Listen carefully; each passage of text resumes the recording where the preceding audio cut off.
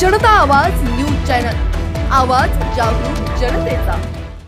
आजच्या महागाईत गरीब मजूर कामगारांना हक्काचं भोजन मिळावं यासाठी 10 रुपयात भोजन देण्याची योजना होती। आता हे पैसे सरकारला देणं शक्य होत नाही, म्हणजे सरकारची स्थिती ही भिकाऱ्यासारखी झालेली आहे।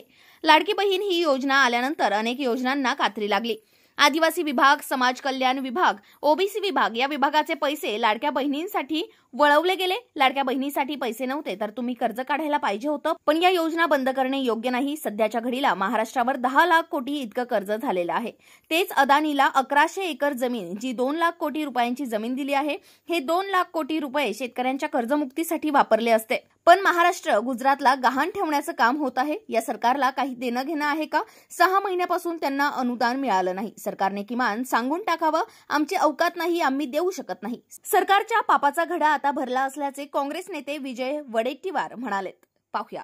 एक चांगली योजना गरीब आणि मजूर कामगारांना हक्काचं भोजन त्याला मिळावं। महागाई प्रचंड वाढली आहे। अशा परिस्थितीमध्ये भटकता माणूस आहे, रोजगारासाठी भटकतो, कामासाठी भटकतो, त्याला त्यावेळेस 10 रुपयामध्ये ती थाळी उपलब्ध व्हावी। पूर्वी 5 रुपये, नंतर वाढवून घेतली, पण एवढे पैसे छोटेसे या सरकारने देणं होत नाही। म्हणजेच आता सरकारची स्थिती भिकाऱ्यासारखी झालेली आहे असं म्हणावं लागेल। लाडकी बहीण ही योजना आणल्यानंतर अनेक योजनांना कात्री लावली। आदिवासी विभाग आणि समाज कल्याण विभाग, ओबीसी विभाग या विभागाचे प्रचंड पैसे वळवले गेले। हे तीनही विभाग वाऱ्यावर सोडले गेले आणि आता अनेक योजना बंद पडत आहेत। मला वाटतं की फक्त यांना लाडकी बहीण योजनासाठी जर तुमच्याकडे पैसे नव्हते तर तुम्ही कर्ज काढायला पाहिजे होतं, पण ह्या योजना बंद करणं योग्य नव्हतं। कर्जाचा बोजा तसाही महाराष्ट्रावर प्रचंड पडलेला आहे। 10 लाख कोटीच्या घरात आता आपण कर्ज महाराष्ट्रावर झालेला आहे, 10 लाख कोटी। आणि दुसरीकडे अदानीला आम्ही प्रचंड जागा देतो। आतापर्यंत दिलेल्या 1150 एकर जागेची किंमत काढली तर साधारणतः 2 लाख कोटीपर्यंत येईल। आणि हे 2 लाख कोटी रुपये या योजनांसाठी वापरले असते, शेतकऱ्यांच्या कर्जमुक्तीसाठी वापरले असते, त्या जमिनीची विल्हेवाट लावून।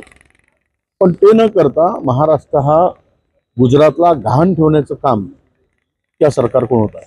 मला दुर्दैवानं सांगावं वाटतं की एक चांगली योजना बंद करून सरकार काय मिळवत आहे आणि सरकारला या सामान्य माणसाची काही देणं घेणं आहे का?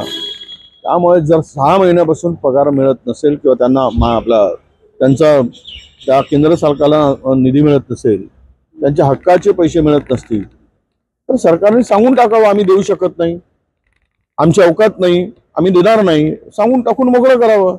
त्या सगळ्या केंद्र चालकांना वेठीस धरून त्या बिचारे गरीब आणि सामान्य माणसं आहेत, त्यांना वेठीस धरण्याचं कारण काय?